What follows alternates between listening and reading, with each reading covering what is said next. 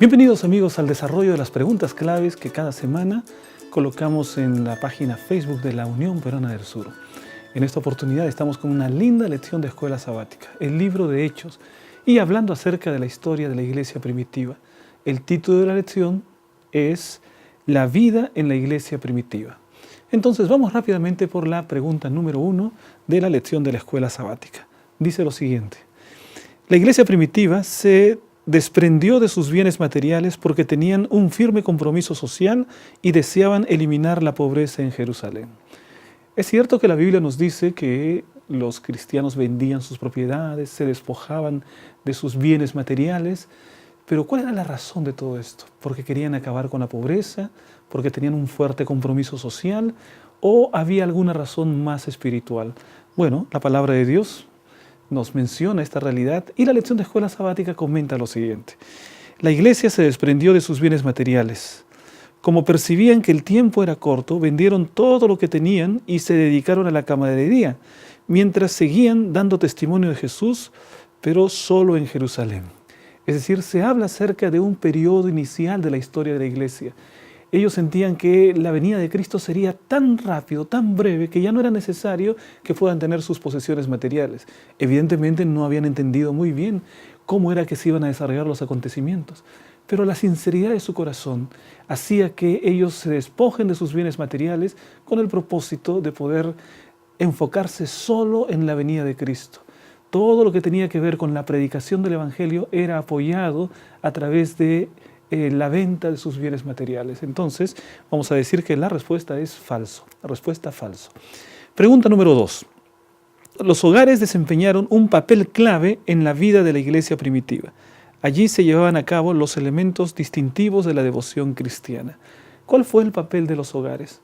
Hay una declaración muy interesante en la palabra de Dios que nos habla acerca de los cristianos asistiendo al templo y los cristianos participando en los hogares de el partimiento del pan. Veamos lo que dice la lección de escuela sabática. Los hogares particulares desempeñaron un papel clave en la vida de la iglesia primitiva.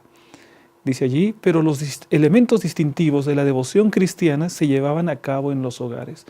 La pregunta sería, ¿cuáles son los elementos distintivos de la devoción cristiana? La oración, el estudio de la palabra de Dios, la preparación para dar testimonio acerca de Jesucristo. Todo eso que son elementos esenciales de la devoción cristiana se realizaba en los hogares. Entonces podemos decir que la respuesta es verdadero. Vamos ahora con la pregunta número 3. Jesucristo crucificado, el Jesucristo resucitado y el Jesucristo que vuelve debe ser el centro de la proclamación de nuestro mensaje. ¿Qué les parece esta declaración? Sin duda, la iglesia debe tener un mensaje claro que dar al mundo. No podemos distraer el tiempo hablando de cosas que no son el mensaje central. Y eso lo entendía muy bien la iglesia primitiva. Veamos qué es lo que dice la lección de escuela sabática.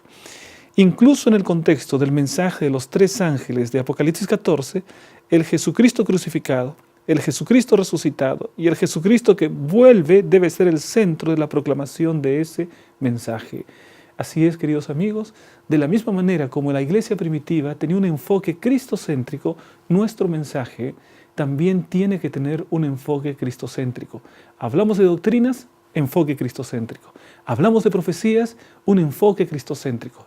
Cristo en el inicio, en el centro y en el final de nuestro mensaje. Ese es el mensaje que debemos dar al mundo. La respuesta es verdadero. Vamos ahora a la pregunta número 4. Aunque creían en la resurrección, los saduceos se sintieron muy molestos por el hecho de que Pedro y Juan enseñaran que Jesús había resucitado. La pregunta es, ¿los saduceos creían en la resurrección? Esa fue la razón por la que ellos se enojaron contra los apóstoles, porque los apóstoles hablaban de la resurrección y la palabra de Dios nos menciona algo acerca de esto. Entonces vamos a ver qué es lo que dice la lección en el día martes. Dado que los saduceos no creían en la resurrección, se sintieron muy molestos por el hecho de que Pedro y Juan enseñaran que Jesús había resucitado de entre los muertos. Entonces, la verdad es que los saduceos no creían en la resurrección. Los saduceos tenían una mentalidad más racionalista, una mentalidad casi teñida por la influencia de la filosofía griega. eran diferentes. Los fariseos sí creían en la resurrección, pero los saduceos eran los que dominaban el templo y las ceremonias en el templo. La respuesta entonces es falso. Los saduceos no creían en la resurrección. Vamos a ver ahora la pregunta número 5. El Sanedrín ordenó a los apóstoles que dejaran de predicar. ¿Qué les parece esta declaración? ¿Será que tuvieron el atrevimiento de decirle a los apóstoles que dejen de predicar? ¿Será que el Sanedrín tenía poder para decir a las personas qué tenían que creer y qué tenían que predicar? Bueno, en aquel tiempo era así, evidentemente. Sin embargo, los apóstoles tenían muy en claro cuál era la auténtica autoridad. Miren ustedes lo que dice el día martes. Sin poder negar el milagro, el hombre que fue sanado también estaba presente y todos lo podían ver.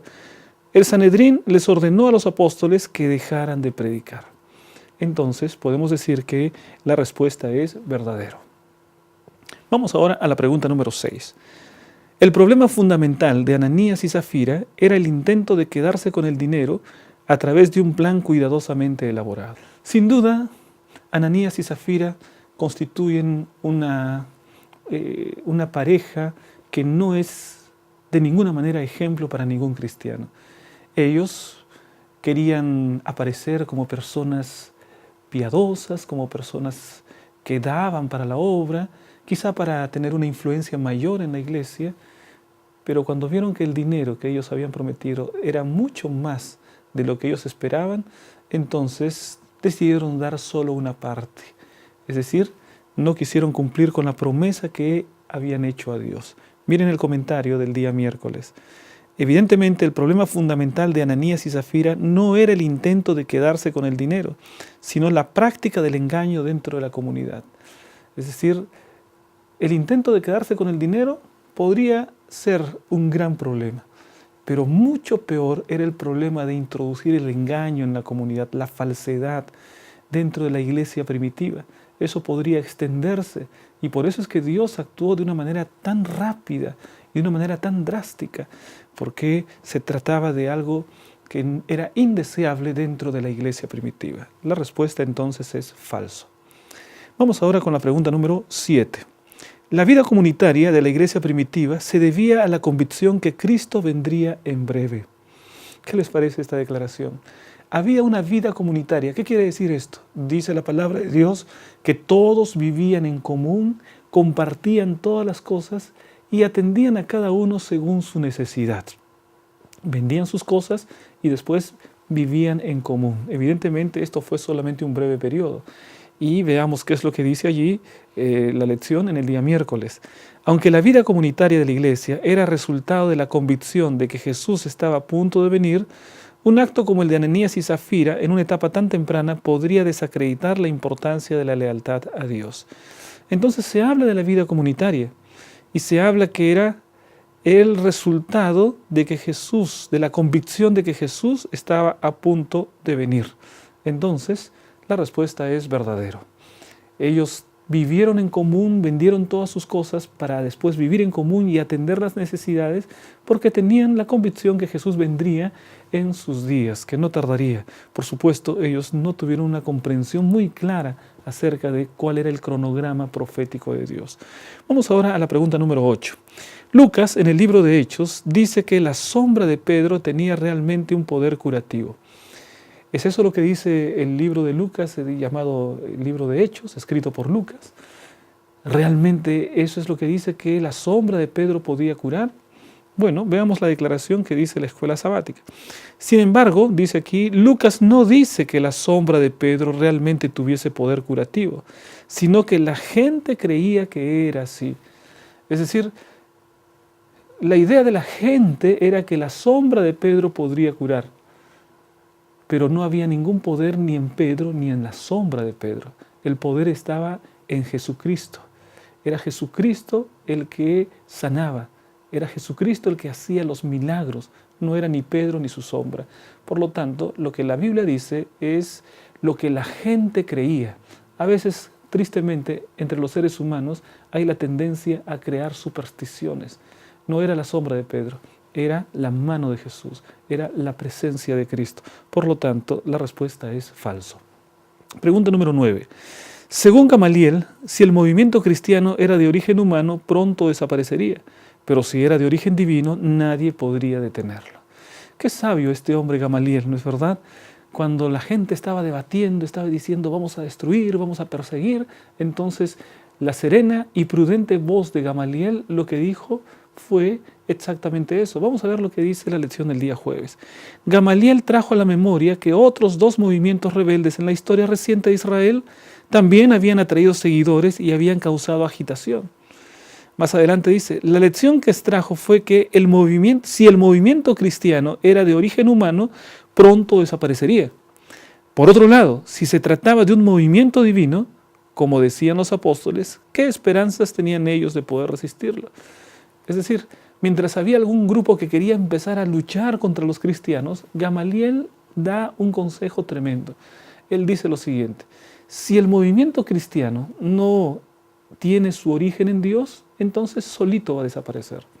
Así que no tenemos que luchar contra ellos. Y si el movimiento cristiano tiene su origen en Dios, entonces, por mucho que luchemos contra él, será imposible destruirlo, porque tiene su origen en Dios. De tal manera que él da estas palabras sabias y este consejo sabio. La respuesta es verdadero. De esta manera estamos llegando a la pregunta número 10. La pregunta 10 dice lo siguiente, ningún documento legal o pagaré es más obligatorio que una promesa hecha a la causa de Dios. El día viernes dice exactamente eso. Por lo tanto, nosotros debemos estar tener una claridad absoluta acerca de la importancia de las promesas que hacemos a Dios. No juguemos con Dios. No puedes hacer una promesa a Dios e incumplirla. Necesitas vivir en lealtad completa a los principios de la palabra de Dios. Por lo tanto, podemos decir que la respuesta es verdadero. De esta manera hemos terminado las preguntas de esta semana y les animamos para que puedan estudiar la próxima semana una vez más la lección de Escuela Sabática. Un gran abrazo, que Dios te bendiga.